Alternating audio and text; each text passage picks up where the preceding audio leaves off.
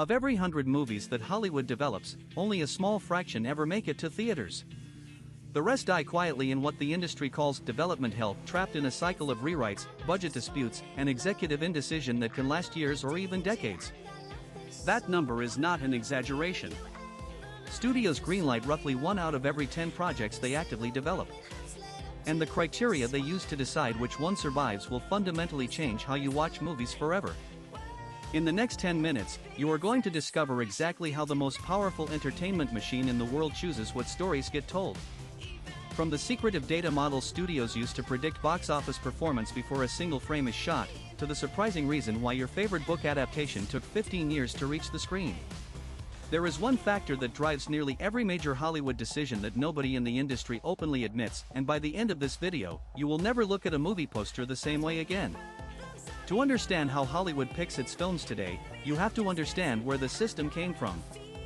For most of the 20th century, the major studios operated like factories. They owned the theaters, controlled the talent, and produced dozens of films per year on assembly lines. Decisions about which films to make were largely creative ones, driven by studio heads who had genuine artistic instincts combined with commercial experience. Men like Louis B. Mayer and Darryl Zanuck greenlit projects based on gut feeling, relationships with writers and directors, and a deep personal understanding of what audiences wanted. That system collapsed in the 1960s when the studio factory model broke apart. A decade of risky, director-driven films followed, what we now call the New Hollywood era. Movies like The Godfather, Jaws, and Star Wars emerged from this period. But Star Wars in 1977 changed everything. Its unprecedented merchandising revenue and sequel potential introduced Hollywood to a new concept, the franchise. Suddenly, the question was not just whether a movie would be profitable. The question became whether a movie could anchor an entire universe of content for decades. By the 1980s and 1990s, the major studios were acquired by massive corporations. Sony bought Columbia. General Electric owned Universal. These parent companies demanded quarterly returns and predictable revenue streams. That pressure forced Hollywood to develop a more systematic approach to greenlighting films, and that system is largely what we live with today. So how does it actually work? Every major greenlight decision in Hollywood runs through what the industry calls a 4-quadrant analysis.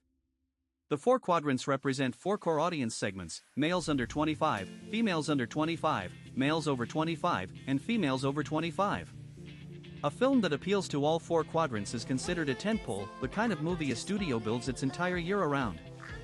Superhero films, animated features, and big-budget action franchises are designed from the ground up to hit all 4. A film that only targets 1 or 2 quadrants gets a smaller budget and a limited release strategy. But quadrant analysis is just the beginning. Studios also rely heavily on something called pre-awareness. This is a measure of how familiar the general public already is with a property before it becomes a movie. Pre-awareness is why you see so many adaptations, sequels, and reboots. A film based on a best-selling novel, a beloved video game, or a 1980s cartoon already has a built-in audience. That reduces marketing costs and lowers financial risk. A completely original idea, no matter how brilliant, starts from zero pre-awareness. And zero is terrifying to a studio accountant. Here is something that surprises most people. The marketing budget for a major Hollywood film is frequently equal to or greater than the production budget itself. A movie that costs $150 million to make might require another $150 million in global marketing to launch properly. That means a studio needs a film to generate roughly $450 to $500 million at the box office just to break even in theaters, because theaters keep roughly half the ticket revenue. When you understand that math, the obsession with sequels and recognizable IP makes complete financial sense, even if it frustrates creative filmmakers. Every 90 seconds of a pitch meeting at a major studio involves someone asking a version of the same question: what is the comp? A comp is a comparable film, something already released that performs similarly to what this new movie would be. If a producer pitches a supernatural thriller, the executive immediately thinks, how did the last 3 supernatural thrillers perform? If those films underperformed, the new pitch faces an uphill battle regardless of its quality. But here is what nobody talks about openly in Hollywood. The data revolution has fundamentally altered who actually makes these decisions. Netflix changed everything when it began using viewing data to commission original content. Their decision to greenlight House of Cards was not based on a creative hunch. It was based on data showing that users who watched Kevin Spacey films also watched David Fincher films and also watched the original British House of Cards. The algorithm essentially wrote the greenlight memo. Netflix spent $100 million on 2 full seasons before the show aired a single episode, something unthinkable under the traditional model. And it worked. Since then, every major studio and streaming platform has invested heavily in predictive analytics. Today, companies like Netflix, Amazon, and Apple use behavioral data from hundreds of millions of users to inform content decisions. Traditional studios have followed. They use social media sentiment analysis, search trend data, and even tracking surveys that measure weekly awareness and interest among target demographics. A film can be greenlit or killed based on whether its tracking numbers improve or decline over a 6-week period before release. Studios have literally pulled marketing budgets from films mid-campaign because the tracking numbers collapsed. The other major factor that shapes Hollywood decisions is something called talent packaging. When a major agency like CAA or WME represents both the director, the lead actor, and the screenwriter on a single project, they present the entire package to studios simultaneously. This gives studios enormous confidence because the major hiring decisions are already resolved. It also gives agencies enormous leverage.